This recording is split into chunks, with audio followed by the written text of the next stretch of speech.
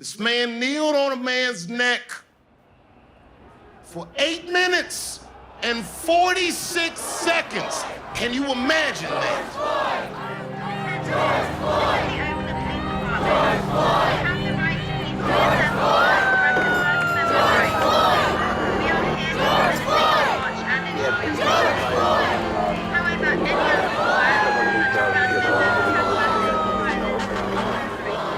Louisville police shot and killed 26-year-old Breonna Taylor in her apartment during what her family calls a botched drug raid. Breonna Taylor was hit multiple times by gunfire and died at the scene. 22-year-old Stephon Clark was shot and killed by police in his grandmother's backyard. However, investigators found no weapons at the scene, only an iPhone.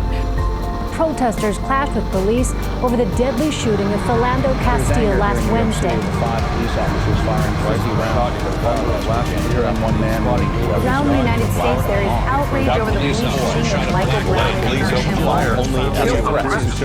Brown. As officers held him down on the ground. And they shot and killed him for it.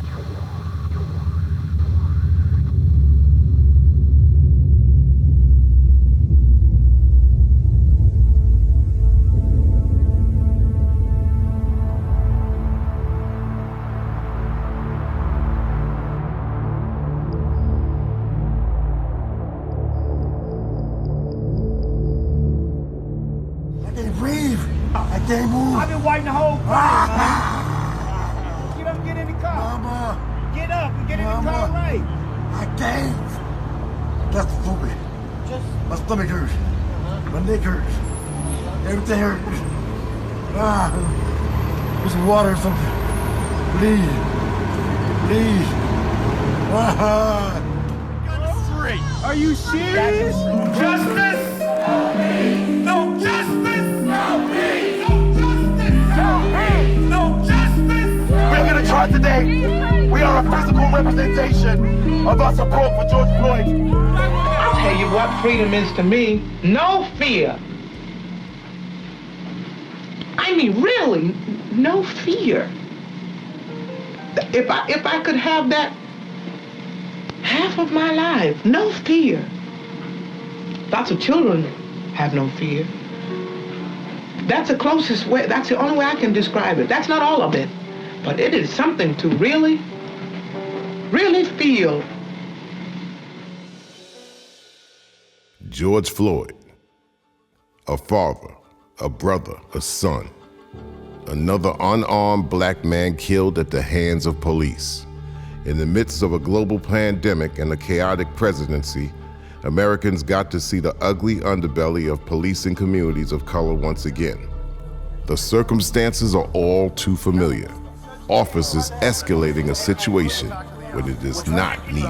When I saw the videotape, the murder of Brother George Floyd, it filled me with a rage. And it reminded me of when I saw Oscar Grant's video and his murder. It reminded me of when I saw Philando Castile. It was like, enough is enough. But it's been enough. It's been ridiculous. It's been beyond the pale of what any civilized society should tolerate. I think for a lot of us who have been involved in this for a while, you know, it made us feel like we were looking at a lynching. Now, for people who hadn't slowed their life down enough to see that, I think they were shocked at what they were seeing. Incomprehensible that something like that could happen. I don't know about you personally, but I hate to say it, it reminded me of some of the older guys that I worked with at MPD. It almost seemed as if he enjoyed what he was doing, and you knew that it was wrong. You know, I'm sick to my stomach to think that, you know, that something like that could just happen, you know, over and over again, you know, and it's like, you know, I mean, you don't get the right to kill somebody. You don't get the right to abuse somebody. But watching the video of George Floyd's death, slow, painful, excruciating, just was searing for me, as I know it was for so many families across the country, so many people of all colors, to watch somebody die in such a callous, unfeeling way in slow motion. to hear him calling out for his mom, to say, I can't breathe. It's not as though he didn't try to communicate. He was very clear about what was happening to him. And I think as millions of people around the country and the world, just wondered what in the world were those officers thinking? How could they be so callous about another human being's life? Today, I filed an amended complaint that charges former Minneapolis police officer Derek Chauvin with murder in the second degree for the death of George Floyd. Second, today, arrest warrants were issued for former Minneapolis police officers J.A. King, Thomas Lane, and Tu Tao. I can't watch that video.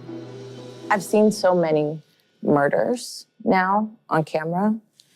What I can tell you is that the image that is emblazoned behind my eyelids is the one where the officer is kneeling on his neck and he's looking directly into the camera and he has his hand in his pocket as if he's casually kneeling down to like pick up a penny.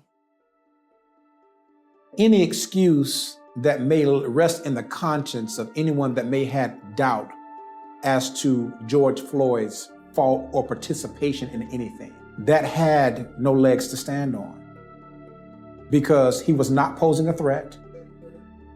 He was there on the ground, really helpless, and he still died. All the times they've had police killings on video, and you know that they've had lots of police killings that weren't on video, there's always been big uproars. But I think this one has packed a more powerful punch because people are now at home, with nothing to do, no distractions. Seeing someone lose their life for over 9 minutes shakes the very core of our humanity. Disregard of an innocent life adds to that despair. I think there was a few things that came into focus in this moment that have created the conditions where we are now. So, for a month or so prior to the George Floyd murder, we had a lockdown. People were in their homes who could be in their homes and connecting with each other through screens in a completely different way. So that's a part of it, right? We're starting to see into every aspect of people's intimate lives and also glued to the television or to our screens to better understand what we can do to protect ourselves against a plague, if you will, that the president was calling a liberal hoax from the very beginning. Then you couple that with Ahmaud Arbery's murder. So I think people were already like, first of all, how are we just seeing this and this happened, a month prior to getting this video and the people still haven't been charged. And then all this stuff comes out about them, about what they believe, right? And then, of course, you see this video. And I think what actually happened is that there's a muscle memory that people have now around police violence and protest. So it's not the first time this has happened. And it's not new to us. But I think over the last 7 years, we now have a consciousness that it's not enough to just watch it and be upset about it. That coupled with 4 years of a president who has literally opened the sewer grates and told white nationalists to come up out of the sewer and come be a part of our society, be a part of our government. I think all of those things have collided in such a way where people now, it's not just people turning up about police brutality and police violence. You notice, you can't spin this story any other way. Who comes out when there's protests? White militias. Who's driving through crowds in protests? White nationalists who are unabashed about their point of view and who have the cover of the federal government. Go home. We love you. You're very special. You've seen what happens. You see the way others are treated that are so bad and so evil. I know how you feel. My whole life's work has been about trying to figure out how do we keep Black people from experiencing the worst of the system while we are at the same time still experiencing an unbroken history of white supremacy, racial hierarchy, and state violence. I mean, I'm part of a Black church. I argue the Black church has 400 years of receipts of fighting against white supremacy every day. Every day Black folk in church wake up, we fighting against white supremacy.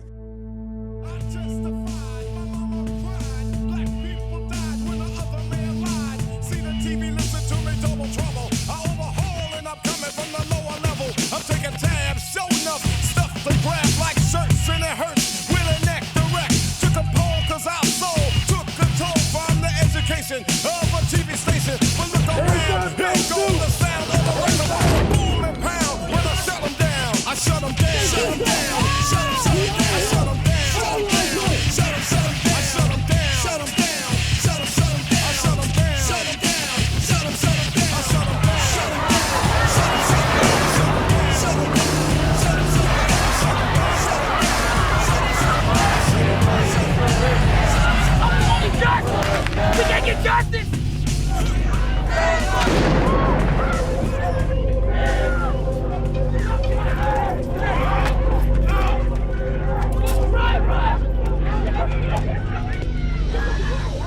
The slow murder of George Floyd forever changed the city with a history of excessive use of force.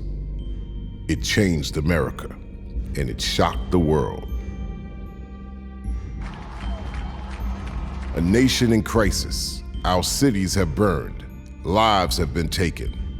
The voice of the oppressed rise up when those voices go unheard.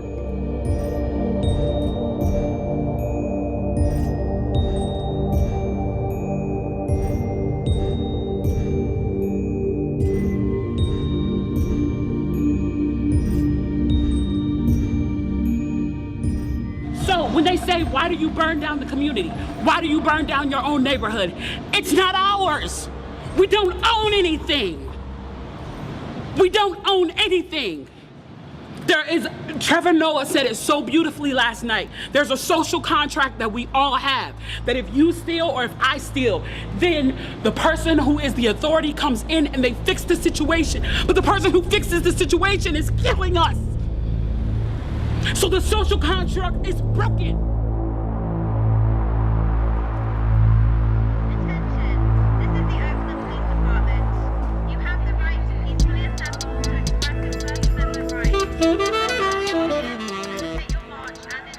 A movement started less than a decade ago takes front stage once again. It seems like it was only yesterday when the streets of America were filled up with similar protests and outrage from the killings of Oscar Grant, Michael Brown, Philando Castile, Alton Sterling, Eric Garner, Stephon Clark, Laquan McDonald, and Sandra Bland. This time it was different. But why? I think there are a couple of things. I think the first thing that I'll say is we have a generational divide, or should I say a generational uprising. If you think about Trayvon Martin in 2012, those teenagers and let's say young people that are now protesting, let's say if they're 22, 21 years of age, they were 13 years of age when that happened. And they were already accustomed to being on their devices. And they probably had questions then. And now, after the string of events from Trayvon Martin to Michael Brown, to Eric Garner, to Philando Castile, to Walter Scott, to Jordan Davis, to Laquan McDonald, and the list continues, Alton Sterling, the list goes on and on. At some point, I think as a 13-year-old, you may ask the questions, but now as you begin to live and maybe your cognitive reasoning is developing, you begin to ask questions because you're outside of your parents' home and now you're thinking for yourself. And so maybe you're saying that maybe something is wrong. So I think that there are questions that are unanswered. I didn't know what I wanted to do in 4 years of college. I was like, I just want to help people and I want to, make my community better. So when I was done with college, I came home and decided to make an impact where I live.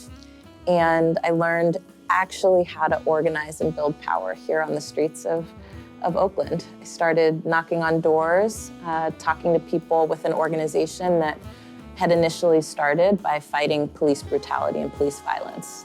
10 years of organizing in San Francisco, 5 or 6 years of organizing here in Oakland. And at a certain point, I felt it was important to get a clearer sense of what the landscape was nationally. It's fine to be a big fish in a small pond, but there's a lot you miss about the way that the world works and the way the country works. I joined an organization that organizes domestic workers. These are women who clean homes, who care for the people that we care for the most. My mother and my grandmother did domestic work. And it was a few short weeks before I joined that organization that I helped to create Black Lives Matter. No, I did not know that Black Lives Matter would become the force that it is today.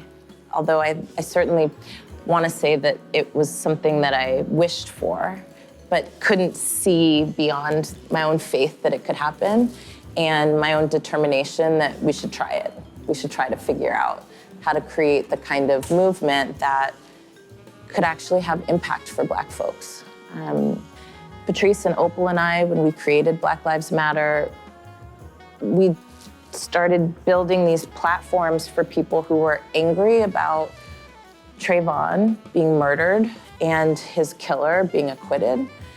And we wanted people to do something more than be angry on social media. We wanted people to do more than argue with each other about whether or not it was racist on social media. Because at the end of the day, that kind of liking, retweeting, sharing, arguing back and forth with somebody you've never met doesn't change policy, it doesn't change culture, it doesn't change the fact that mothers all over this country are dealing with deep losses as a result of our failure to actually deal with what it means to keep our communities safe and who is responsible for that. There have been protests happening all over the globe, more protests than the whole last period of civil rights. And here we are, and you can't get anybody at the top of the ticket to acknowledge that all around them, people are turned up about the fact that Black people are being left out and left behind. There have been many protests against police brutality and systemic racism in America's history. Some protests were a result of a community overwhelmed by the actions of law enforcement and the lack of accountability in the criminal justice system. The only persons on the streets of Miami's riots are police, looters, and torchmen setting dozens of fires that are now burning out of control. There are people being beaten. There is looting. It is a dangerous night in the city of Los Angeles.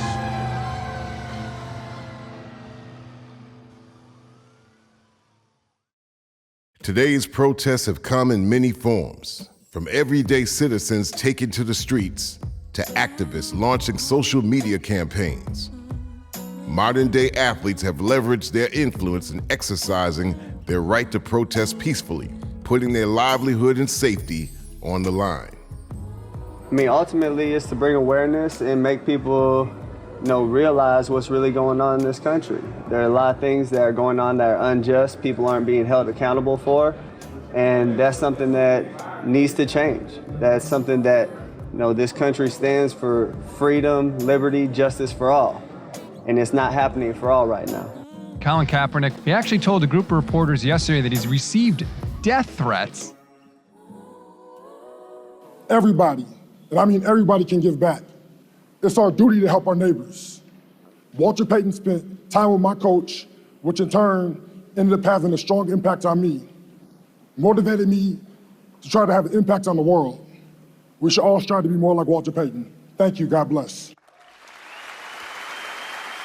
When we grew up in Denver, which is not a predominantly Black area, the one thing I learned to do at a young age is I learned that some people might perceive me as dangerous. So I was taught that, hey, people might see you as a threat. So I naturally started putting on a big smile. As soon as I seen anybody, me flash a smile, let them know that I'm a friendly person. But, I feel like, the issue when it comes to, police brutality, a lot of it is deep-rooted in the stigma of what a black person represents. The idea of the Constitution, the idea of America is special. The problem is that America's never really lived up to the Constitution as a whole, not for everybody that lives in America. And I tell people all the time, I'm proud to be American. I grew up American, and I have no problem with being an American. I want to be American. I'm proud to be American. But America needs to do better for its people, and it's a real issue.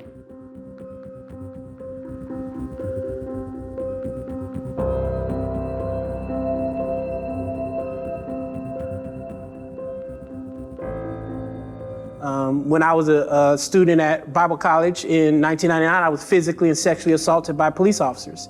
So I was a victim of police brutality while I was attending Bible College to be trained as a minister. And that trauma, that sexual and physical trauma at the hands of the police officers really forced me to have my own internal reckoning with how will I use my own call and my mission as a man of God, as a minister, as a community leader, to dismantle these systems. And that's what my work has been for the last 20 or so years. Well, obviously, after it happened to me, I was devastated. I was living with my pastor at the time in San Jose, and on my way home, and two officers pulled me over, pulled me out the car, grabbed my groin area, did a pretty much strip search on me with a gun, trained on me, and told me if I was black, if I was in Alabama in 1950, they'd throw me in an empty field. One of them said it was gonna break my effing neck. So I came out of that experience with wounds in my body that I still see today, from the handcuffs, the bruises. My spirit was deeply broken and traumatized. I was asking God why this happened to me. I'm out here on my way to heaven and so glad, But my young people told me in our Bible study some weeks later, this happened to them all the time.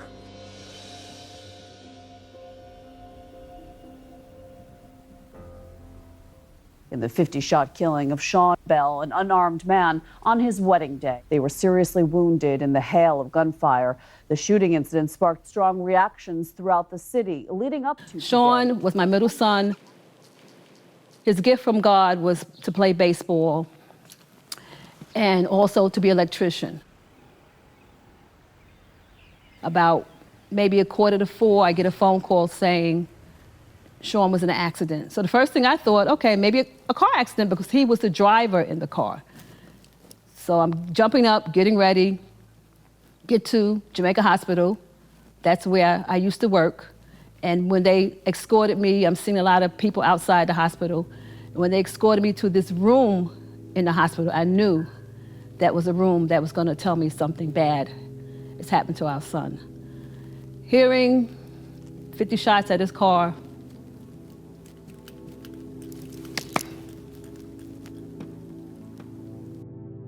November 25th, 2006, as he was leaving his bachelor party with two friends.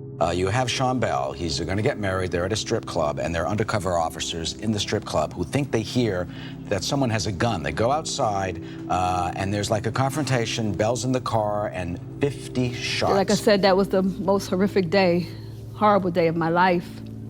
But I continued. That day, I couldn't believe, thinking that the wedding was supposed to be that night, 7 p.m. at La Bella Vita. Going to the beauty parlor, still thinking I'm going to a wedding. In void, in undisbelief, knowing what happened to my son. Prosecutors said Sean Bell died needlessly at the hands of reckless New York City detectives. But the defense strategy was to discredit the civilian eyewitnesses one by one, to portray the surviving victims as lying opportunists, and the detectives as the only honorable, reliable witnesses. During that time, hearing everything, on April 25th, 2008, I'm thinking, okay, the judge is gonna say guilty, guilty, because some things the judge said I could believe that was against the officers. No, after everything was said and done, not guilty. Bell's family, the bitterness over the trial's outcome will most likely not fade away anytime soon. Hundreds of people spent the day outside the courthouse in Kew Gardens today. Many supporting the family, some so overcome by emotion they collapsed police union, in the street. they say they're grateful for the acquittals. This sends a message to New York City police officers that when you are in that position, when you are in front of that court bench, that you will get fairness. How do I spell relief? Notguylty, not guilty. Judges, DAs, the police department all work hand in hand, and that's something that needs to be stopped.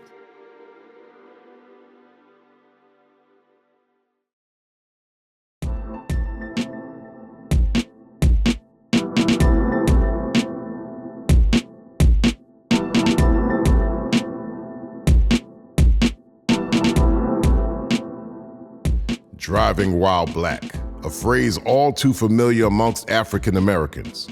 Deadly traffic stop encounters between black men and women and police are too commonplace. These tragic deaths usually end in the acquittal of officers or no charges at all.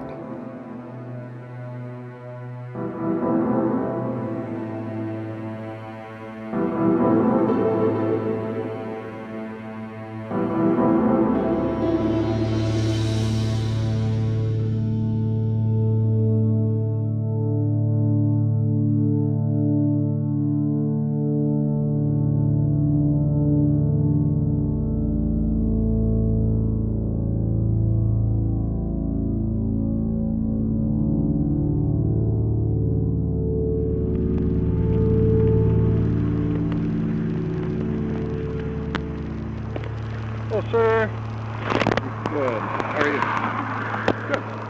Reason I pulled you over, your brake lights are out. So you only have one active brake light, and that's going to be your passenger side one. Your third brake light, which is up here on top, and then this one back here, is going to be out. You have your license and insurance?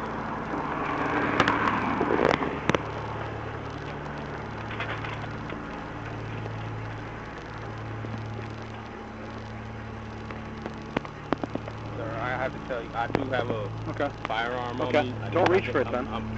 Don't pull it out. Don't pull it out. Philando Castile, a 32-year-old school nutritionist, is shot and killed by former officer Geronimo Yanez. We got pulled over for a busted tail light in the back. And the police he's covered. He killed my boyfriend.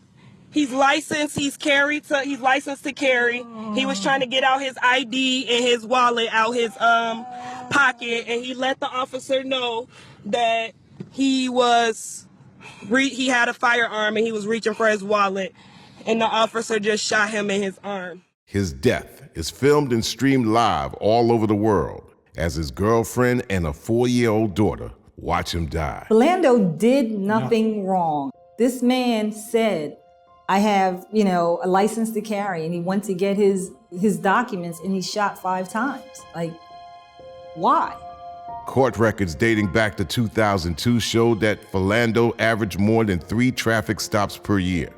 My name is John Choi, and I have the great honor of being able to serve the people of Ramsey County, Minnesota as their elected county attorney, which includes the city of St. Paul and the surrounding suburbs. I was first elected in 2010, and so I've been in office since that time. In many instances, what I see happening in deadly force cases is that the officer actually created this situation by not following their training. There are many cases across America where if the officer acted differently, if they didn't assume that everybody around them was some deadly threat to them, that we would have very, very different outcomes. The Tamir Rice case in Cleveland strikes a chord where that particular officer created that situation, and they didn't have to end up shooting that boy. The case in my jurisdiction involving Philando Castile, the same thing, where he had all of these assumptions and he raced towards using deadly force when he didn't have to. Everything was telling him that he didn't have to. There was a young child, a 4-year-old child in that car. There was a woman with Philando Castile in that car. Why on earth would any human being shoot an officer in that particular situation? And the way that Philando disclosed beyond what the law ever required him to do. But he said, "Sir, I have to tell you that I do have a firearm on me." He said it that way, in the most disarming way. And for some reason, the officer raced to this conclusion that he was about to be shot. Philando Castile, if you remember, in Minnesota, I believe he was pulled over 35 or 40 times. And many of those were because there was a warrant for his arrest, which sounds terrible. But actually, the warrant was for an unpaid court fee. Yanez, a Minnesota police officer who fatally shot Philando Castile during a traffic stop last year, has been found not guilty of all 3 charges, including second-degree manslaughter. Jurors found Yanez was reasonable in his decision to shoot. The jury also found him not guilty in 2 other counts of endangering Philando Castile's girlfriend, Diamond Reynolds, and her child. Hours after a jury acquitted Yanez, Philando's mother, Valerie Castile, led protesters, shutting down parts of the city. The chant of "Philando, Philando" rang out as they marched down the highway in the dark of night. What is it gonna take? I'm mad as hell right now, yes I am. My firstborn one son died here in Minnesota. Under the circumstances, just because he was a police officer, that makes it okay. Oh, now they got free reign. He's found innocent on all counts. He's shot into a car with no regard to human life, and that's okay. Thank you, Minnesota. Yanez was allowed to resign from the force, only to take another law enforcement job in another city. Today's stories are anything but a recent phenomenon. I was asked to volunteer as kind of a statistical consultant for a statewide task force to look at traffic stops. And it turns out the state of North Carolina was the first state in the nation to mandate collecting data on every traffic stop. But nobody had ever looked at it. 5 years later, 7 years later, I think we published a book and finally got our hands around it. It was very difficult to work with, but well, the initial findings were that a black man has about twice the odds of being pulled over compared to a white man. And once they're pulled over, they've got about twice the odds of being searched after a routine traffic stop. And the experience of an African American in North Carolina is, is 4 times more likely just by getting in the car that drive down the street is going to lead to a search of the vehicle. And a search of the vehicle implies that the police officer has determined for some reason in his mind that you pose a potential threat or that you are a suspect in some kind of criminal proceeding. Because if you're merely speeding or you ran through a stop sign, that doesn't mean that the officer needs to search your car. It's humiliating, it's alienating, it can cost a lot of money. I mean, there's all kinds of things that can happen associated with what we think of as a routine traffic stop.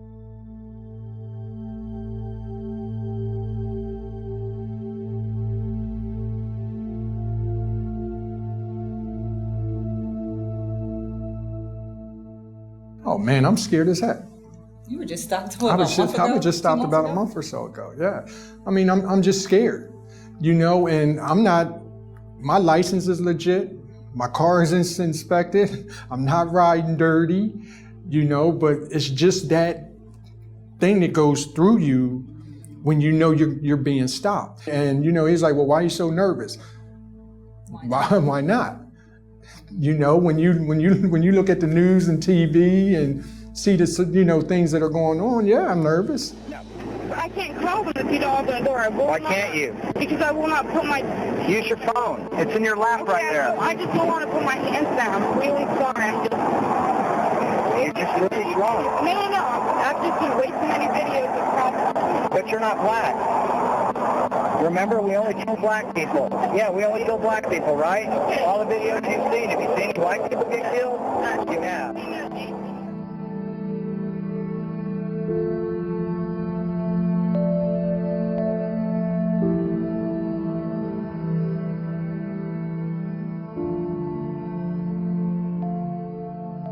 New video tonight of an officer-involved shooting in Vallejo. It is disturbing. You hear the moment when 6 officers opened fire at a Taco Bell drive-thru, killing a local rapper. Yo, there's like fucking 7 cops out here. They just blocked the drive-thru. Gun. The guy over there doesn't want to come out. I don't know why. There's a gun in his lap. I'm gonna bust that fucking window. All right, car's locked. He's passed out, but the car is in drive. We need another unit.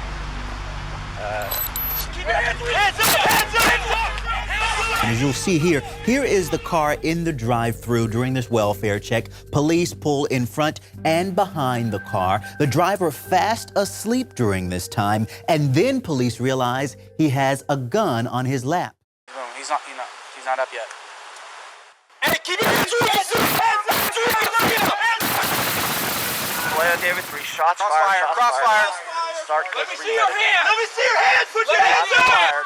All the officers are okay. Start code 3 medic. Copy now. Medic is en route. Code 3 at this time. All units are okay. Willie McCoy, a 20-year-old aspiring rapper, is tragically shot and killed by police while sleeping in his car. 55 rounds by 6 officers surrounding his car were fired, killing him instantly. Murder. Pure, unequivocal murder. These are officers who are supposed to be there to protect and serve. So the lens that they should be looking at this through is, what is going on with this person? Why are they unconscious? Is this a medical emergency?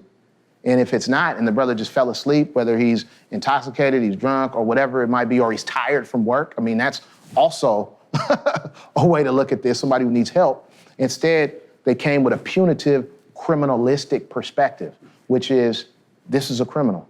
And then they can't claim the idea that there was a gun, which you can't see in the video, and they claim that it's a gun. But before that, what's very crucial to understand is that they had already communicated what their intent was. If he moves, we're taking him out. His death is all too common in a town with a notorious record of police violence against young black men and women.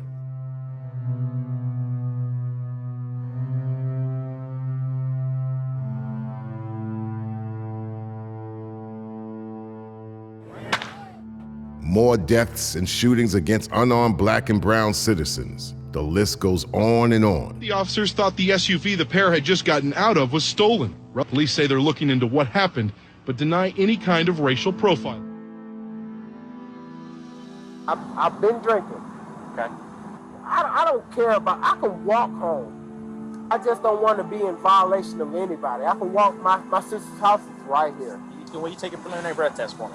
Yes, I will. Okay, just wait here while I grab it. The individuals involved in his murder took away a man with children who depended upon their daddy on a daily basis. Judy Scott, the victim's mother, clutched a picture of him in court today. She turned to Slager and said, "I forgive you." Slager began to cry. He told the court, "With my actions that day, Walter Scott is no longer with his family, and I am responsible for that." There is a stark difference in the way that law enforcement deals with traffic stops in other communities, where officers have de-escalated the situation or used non-deadly force. It's in the car.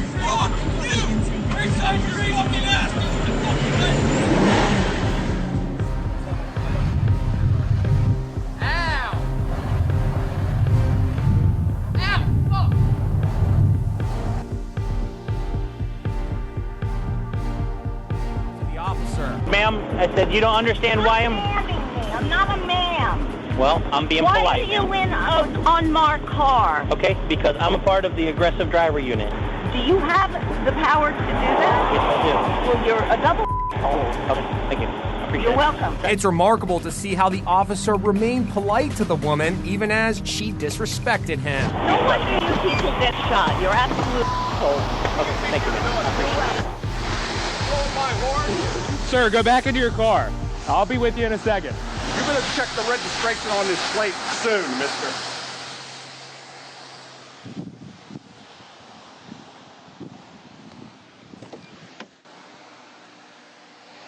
Have a good day, Judge. You bet.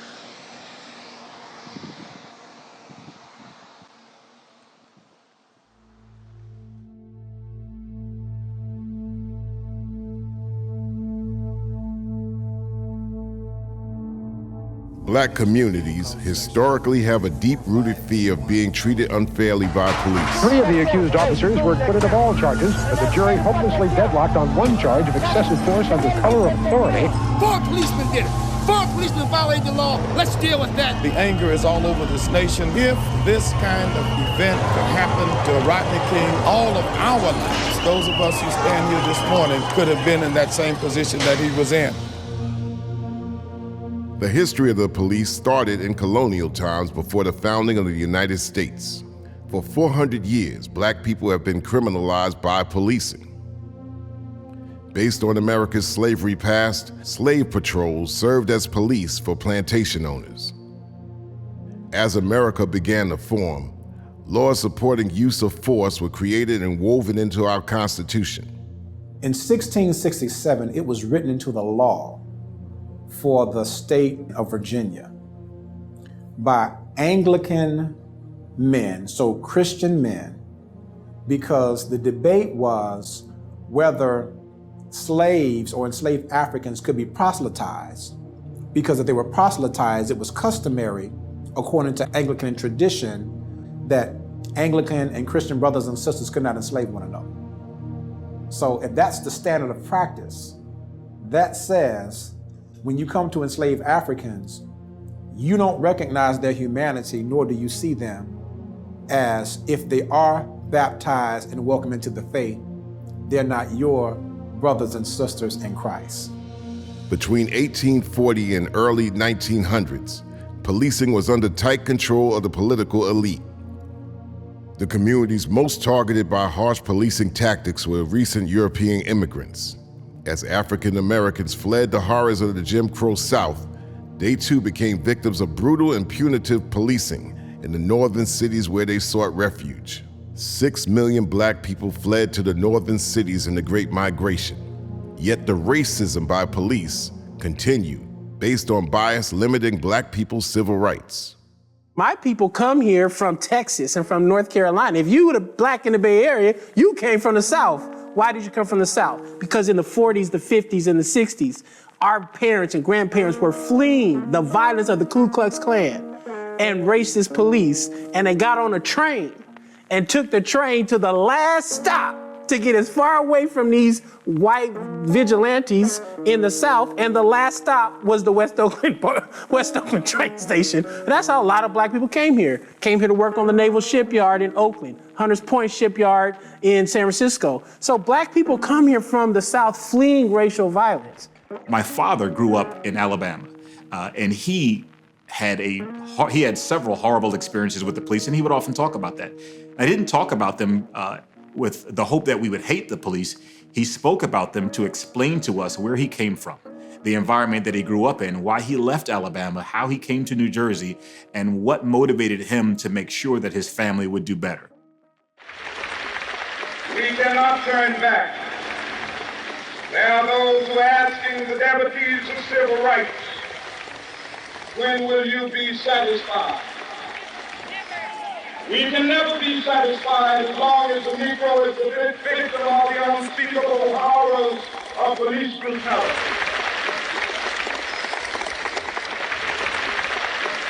People who live in poverty and people of color have experienced a set of relations with the criminal justice system that people who look like me and people who live in my neighborhood and people who have professional jobs and who are white can't even understand. We can't even empathize because we can't even possibly conceive of a police officer who, to me, would never be disrespectful or unpleasant, how that police officer might behave differently on the other side of town or with a person who fits a different profile. This is the stuff that's been happening for years, for decades. And members of the black community have been saying that this has been happening. With the increase in phone cameras, with body cameras, people are seeing the truth. People are seeing what black communities had always known, is that there are a large number of very abusive officers. And so we're finally seeing the stories that we've been told. Back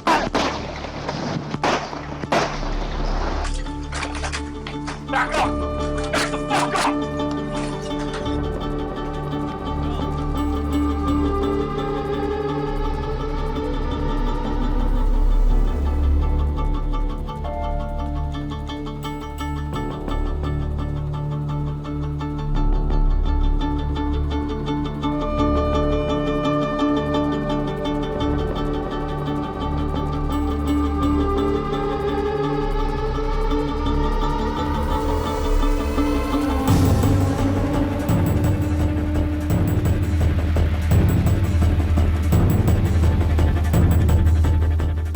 According to Kentucky law, the use of force by Mattingly and Cosgrove was justified to protect themselves. This justification bars us from pursuing criminal charges in Miss Breonna Taylor's death. Please don't be too nice. Like when you guys put somebody in the car and you're protecting their head, you know, the way you put their hand over. Like, don't hit their head and they've just killed somebody, don't hit their head. I said, you can take the hand away, okay? Officer Edward Nero has been acquitted of all charges for his role in the 25-year-old black man's death. A police officer was found not guilty in the shooting death of a black driver. You knew my brother ain't have no gun. No gun. Why he couldn't just be a man and said, I made a mistake? No mistakes made. If we look at the Laquan McDonald shooting, in Laquan McDonald, we saw eventually that the officer was lying, that there were lies in reports. But the police department hid that. The government hid that from the people, from the defense attorneys. It required some professors from University of Chicago to force that material out and into the public. Today's political climate has carried on a tradition of protecting those police officers who have been accused of excessive use of force. The killing of Breonna Taylor by undercover police is another example.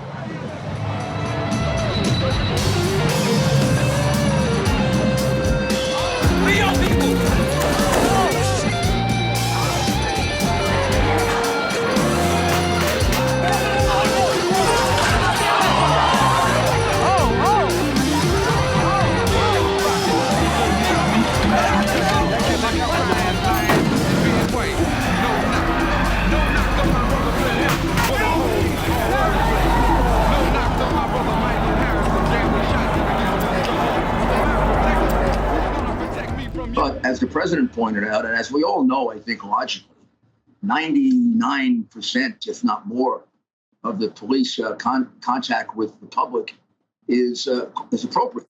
The policies of local, state, and federal governments have made policing harder than ever.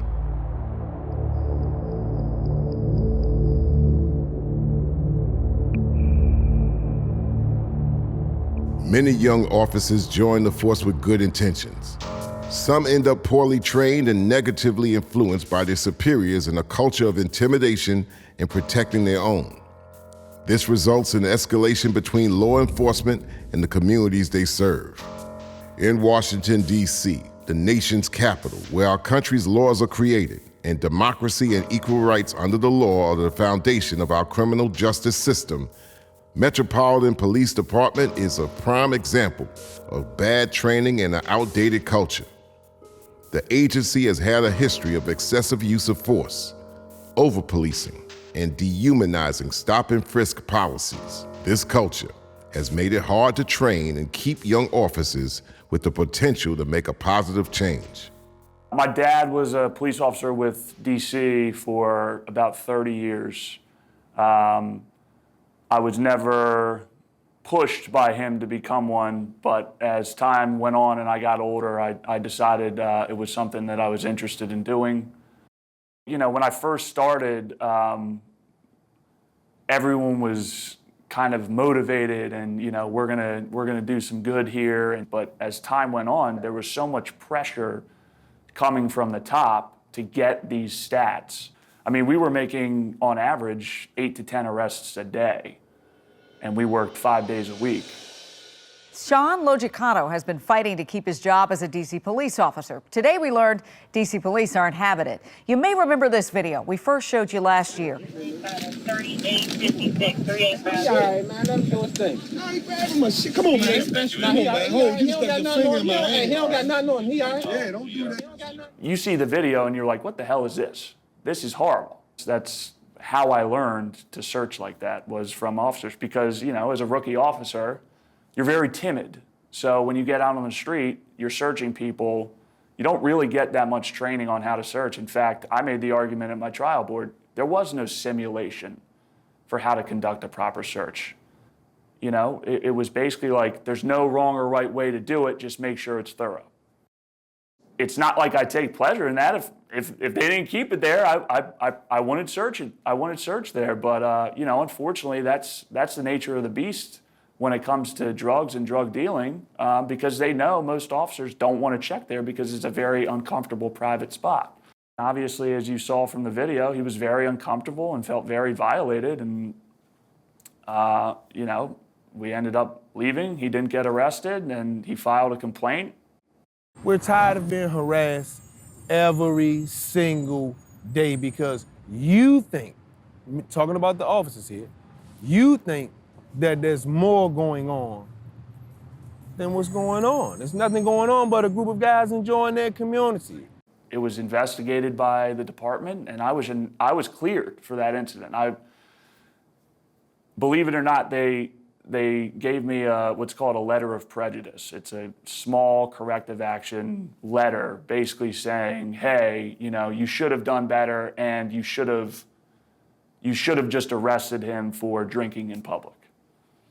So not only did they say, hey, everything about that search was okay, but you shouldn't have used your discretion, and you should have basically arrested him for some petty little offense.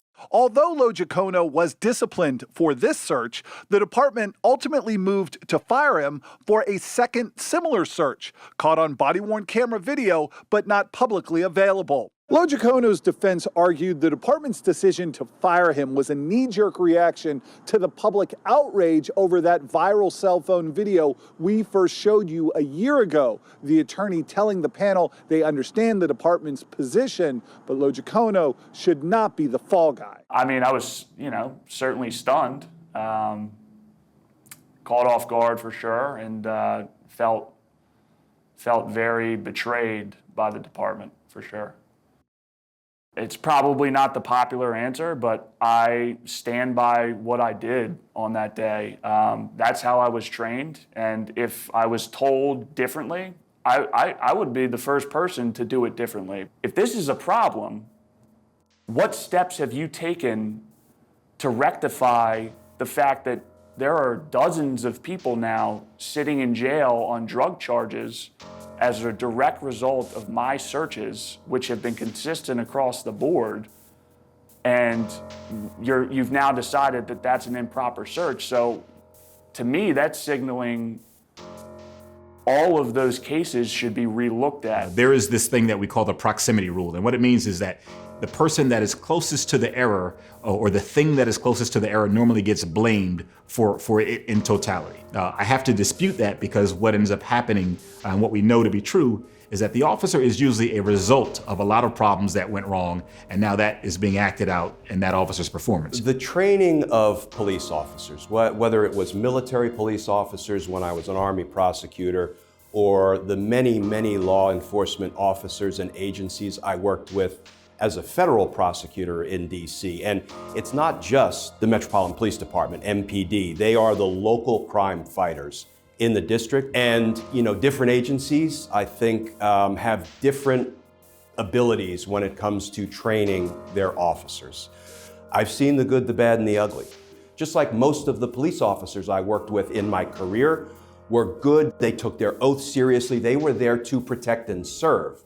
But boy, the bad ones, you know, I've always said it's not like one bad apple that you can pick out of a barrel and enjoy the rest of the apples. It's like a drop of poison in a pot of chili.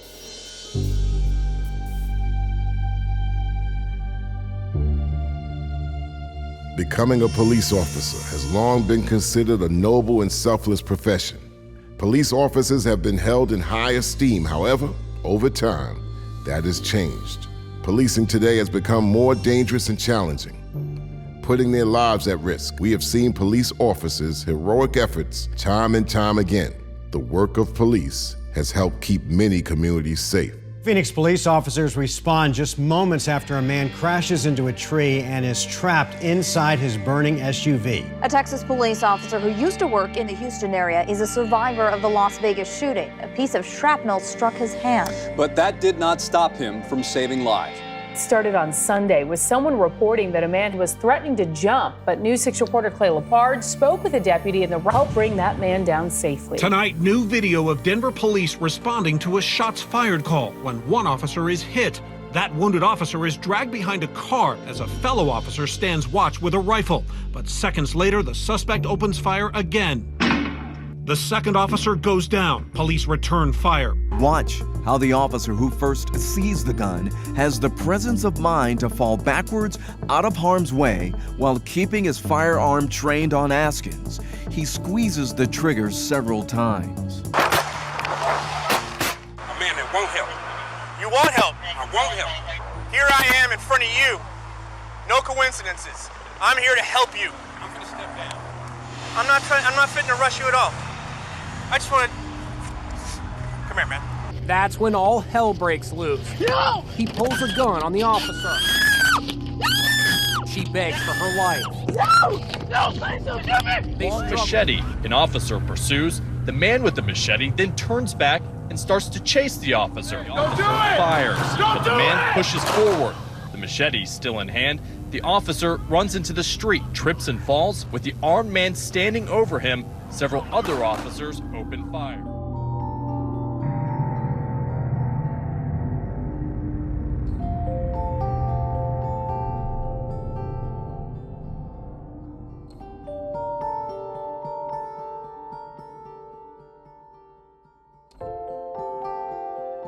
The demands of the job are stressful. Long shifts, encounters with violent offenders. It can be a thankless job. Growing up, my interactions with police officers have changed.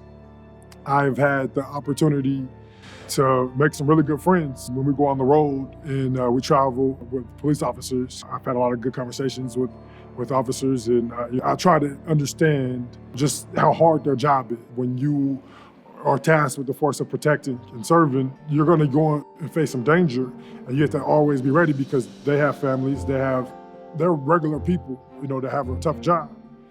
But then, looking back on some of the videos and things that happen, and I'm just thinking to myself, like, how does that happen?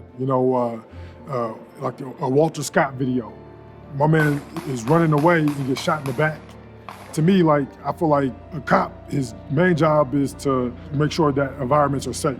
And that's a tough duty, and that's great. But my man gets pulled over for a taillight, and there's an interaction, and all we know is what we see on the video, and we see him running away, and he gets shot in the back, multiple times. And it's like, well, I think the court system should have some say in this. I think that whatever he did wrong, he has a chance to go in front of a jury and be held at trial and let the court system, do what it does. Now, a lot of times the court system has failed black people as well, but I'd rather be failed by the court system than be shot in the back. There has to be, when is force necessary?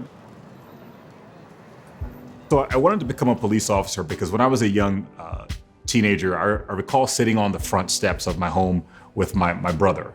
And we lived on a very quiet street, but within earshot was a pretty busy street, majority African-American neighborhood. And we had seen, the police frequently in our neighborhood. But on this particular day, our friends were walking down the street. They passed our house, we saw them, waved, nothing, no greater conversation than that.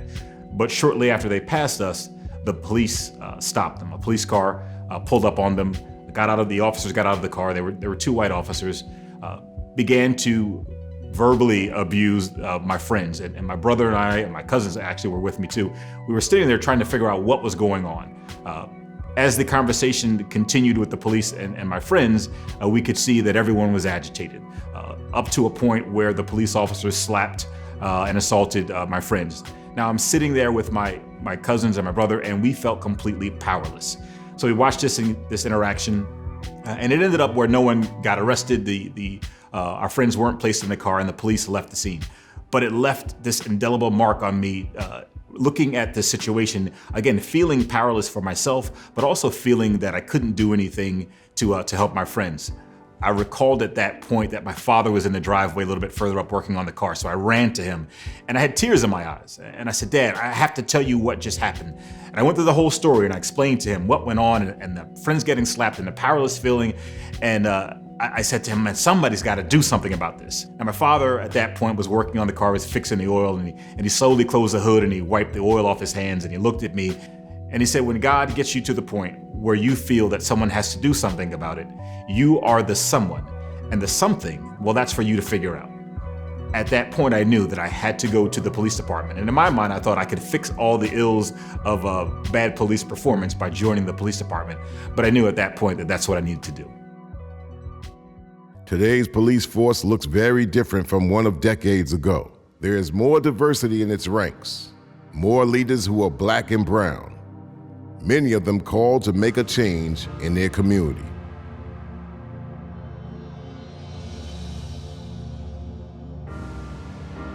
While cities across America struggle with reform, some communities and law enforcement leaders have started to embrace the changes being called for. We really have to focus on culture internally in the police department.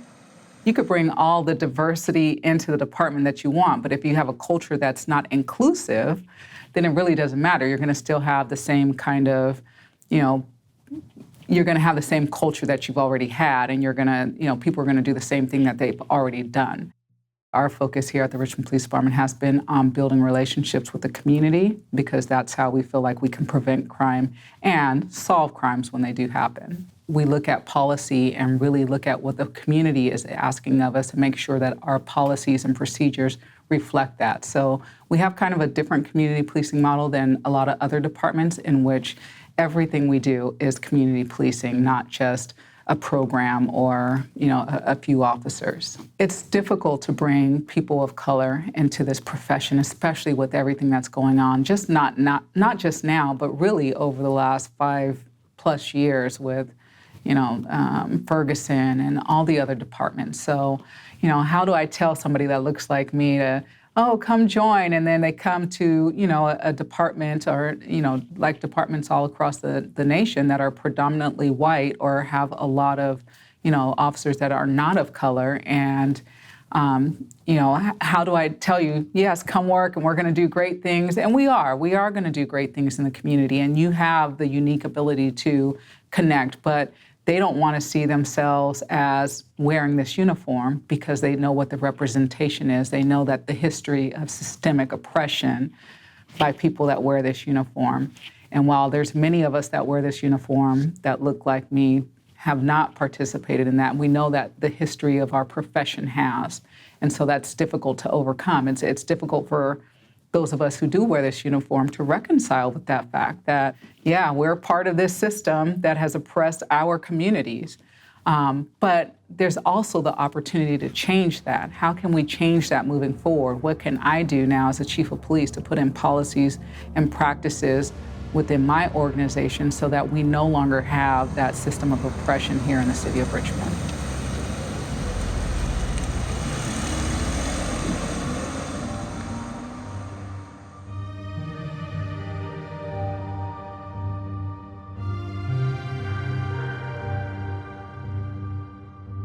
Smartphone and body camera technology have captured the many instances of excessive use of force that people in Black and brown communities already knew. Social media has amplified and exposed these crimes. Without these tools, making police and prosecutors more accountable to the public will remain in the shadows. America, with all its power, wealth, and knowledge, has the ability to turn around a centuries-old issue that can forever bring our communities together. The killing of Black men and women during traffic stops needs immediate solutions. Cameras don't lie. And I think that the advent of social media, of putting it in the homes and on the devices, because people live on the devices now, it's not anything you can escape. It's not anything you can hide.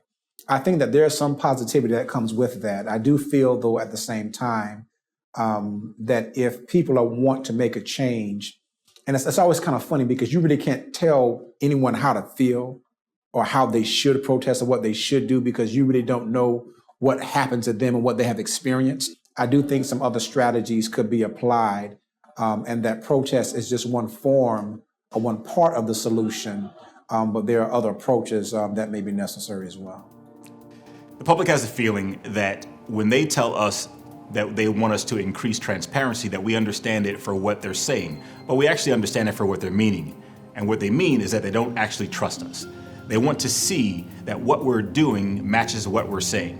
So body cameras and the proliferation of body cameras throughout law enforcement has been extreme. And I think it's a good thing. We want to show the public that we not only have integrity with our report writing and our actions, but we want to be able to prove that. But not only to defend ourselves, we want to take a look at body cameras in a way that I don't think they've been utilized well enough, and that is as a performance management measure. We'd like to be able to take a look at what officers are doing to determine if their performance matches our expectations. If it does, then that's great. We should commend them. We should let them know that they're doing a great job. If it doesn't, what we don't want to do is just look for them doing something bad. We want to obviously take a look at some of those pre-incident indicators to behavior to see if we can sort of stop them along the way, send them in the right direction, give them better guidance, and more importantly, sit the officer down and have them look at their performance. It's amazing what will happen when you tell a person that, listen, I don't think you did this the right way. For law enforcement officers, because we are so used to people combating us, our initial reaction is going to be, I didn't do that. I did it right. The ability to see yourself in action, to see that maybe you took a left turn when you should have taken a right turn, and it allows you to understand that we're not out here trying to hurt you, that the executives within the agency and the supervisors are there to improve performance, ultimately hoping to improve service delivery to the public. Body cameras are not a panacea. I mean, the panacea would be to stop the abuse in the first place.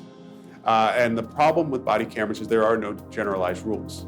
It's that every department does it their own way. If we look at the Laquan McDonald shooting, in Laquan McDonald, we saw eventually that the officer was lying. But that went on for a year or so. So sometimes they know what's on there, they know it's bad, and they refuse to release it. You know, I'm not going to give them the excuse that there's too much video to look at. They don't have time to look at it. They don't have the resources to look at it. We give our law enforcement agencies an enormous amount of money. It's how they decide to use it. You know, they prefer to use it to buy new toys than it is to investigate allegations of misconduct.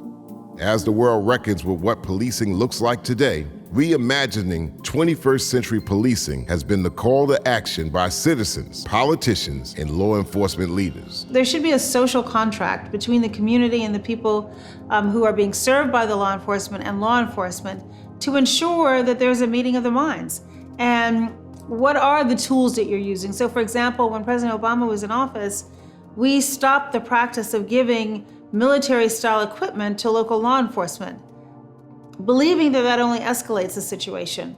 And one of the other recommendations in the report was to encourage law enforcement to get out of their car. Well, first of all, to hire local law enforcement from the community, so they know who are the leaders in the community, and then encourage them to get outside of their cars, walk the streets, go into the schools, let people see them when there isn't a crisis so that they build relationships. And that is the foundation of the bond of trust. You can't get people to cooperate with you if there are crimes in a community if they don't think that people are going to be treated fairly. And so it actually impedes law enforcement's ability to do their job. Community policing is a great concept because when the officers know the communities that they are expected to police, and when they're interacting with the folks every day, not just when something goes wrong, but when everything is going right, when things are calm and quiet, that's going to build important relationships. I had an interesting conversation with someone that I would consider to be a friend. And he said to me that when we were in seminary school, he was intimidated by me because I destroyed his narrative of what an African-American male is. He grew up in South Carolina just like me, and he had a certain vision a certain image of what a black man was. I upset all of that.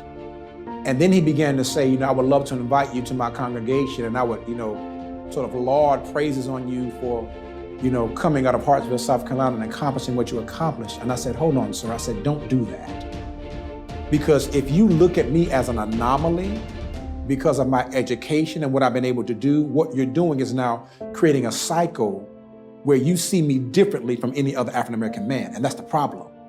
What you need to do is see my humanity just like you see anyone else's humanity. More and more, citizens are coming up with tech solutions, products and services that are helping address the issue. There are those already at the forefront of this effort, trying to make communities safer. Not Reaching is a vehicle identification pouch. It holds your license, registration, and insurance. It clips to your driver's side air vent. So when an officer comes to your car during a traffic stop, you do not have to reach.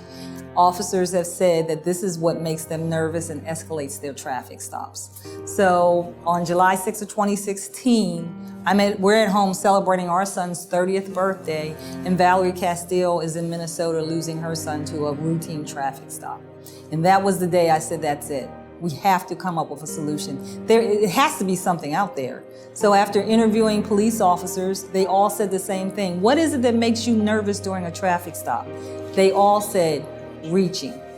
And that's how we came up with Not Reaching, not knowing 2 years later I would find out that Philando's last words before he died were, I wasn't reaching. Our policing systems are out of control. They are not regulated. There is not the appropriate accountability measures.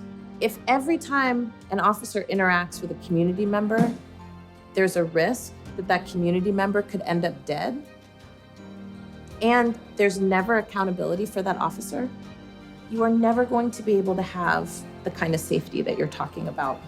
We have a violent crime rate of approximately 300 to 400 people every year across administrations. And that's what it's looked like for years and years and years. Dumping money into criminal justice. What if we move that money into building people up instead of tearing people down? Because the current system just isn't working. We don't have the greatest criminal justice system in the world. We shouldn't be locking up more people than pretty much every single country in the world.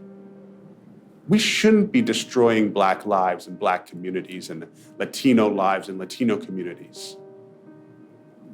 So what do we have to lose by actually doing something different that actually makes common sense? The American people can't have confidence in the police force when you have the Eric Garners and the Philando Castiles and the George Floyds, and you could name how many names? Dozens, hundreds, thousands of names.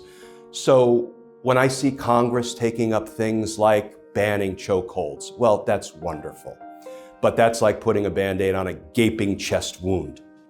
What I think needs to be done, based on what I saw in my 30 years as a prosecutor, is the kind of intense, systemic reform that partners the police with those being policed.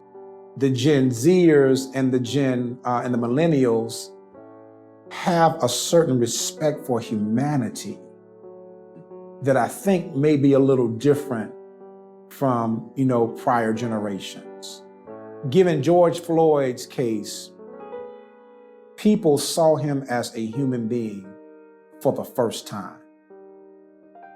It's sad that he has to be recognized as a human being when he is in a helpless state, because he should be respected as one as he was walking. And all of this over a supposed counterfeit $20 bill.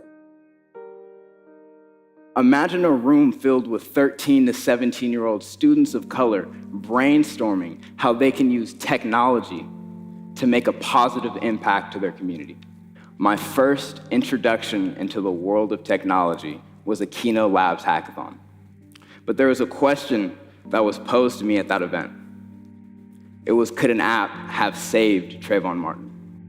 I created CopStop in 2015. It was born out of the idea that we need to figure out how to alleviate this overwhelming sense of anxiety that Black folks get and other folks of color get when you're talking to an officer after he or she pulls you over. It's ridiculous that you can feel like you're frozen, you know? That these folks that you're supposed to call after anything happens, that you feel like they're ready to kill you, you know? So I had to figure out some step in the right direction to create a solution for it. I was invited by the chief of police to give a presentation on CopStop, my experience with officers, why I felt there was a need for the application, and how the officers can use it to regulate their own behaviors and keep themselves accountable at the same time as how community members are gonna use it for their own safety. And I can definitely share I was nervous, like I was scared, because it was my first time speaking to a group of officers about an app called CopStop, and I am Black. That opportunity was really, really eye-opening because that happened when I was 15 years old. From all of the workshops and projects that I've done, they all stem from the same idea of defining your own reality. I practice that through technology creation. We can use technology as a platform to build an educational system without the influence of white supremacy.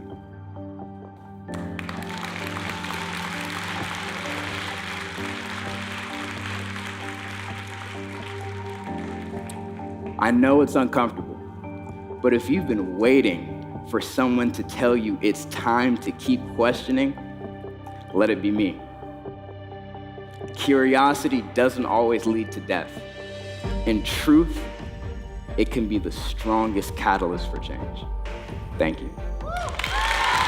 We've pleaded, we've prayed, we've worshiped, we've begged, we've marched, and it does not appear to resonate, right, with large numbers of white Americans.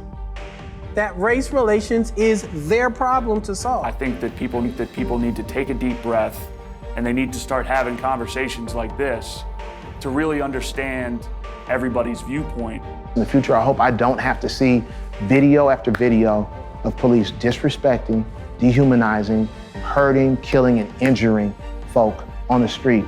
It's going to take mayors and police chiefs who are committed to recognizing that there's a problem, not trying to pretend it doesn't exist. It does exist. It is a real emphasis on getting our white counterparts to, at the very least, understand that these things are real for us. It's time now that we really need to listen to the voices of those who have the worst assumptions about the justice system, the worst assumptions about policing. America, to have justice for all. Don't think of a person's color, think of them being a human. They'll treat a dog better than they'll treat a human being.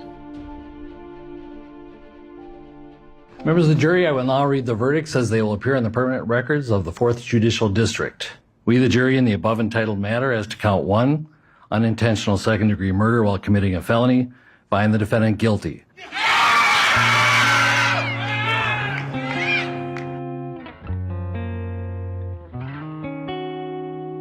Catch me if you can't understand, it's a new day. Life is real, but we still gotta get paid. Take it back to the simple things, like love and laughter, fuck the bullshit games. Stand up to a man, yes, I can't take my place.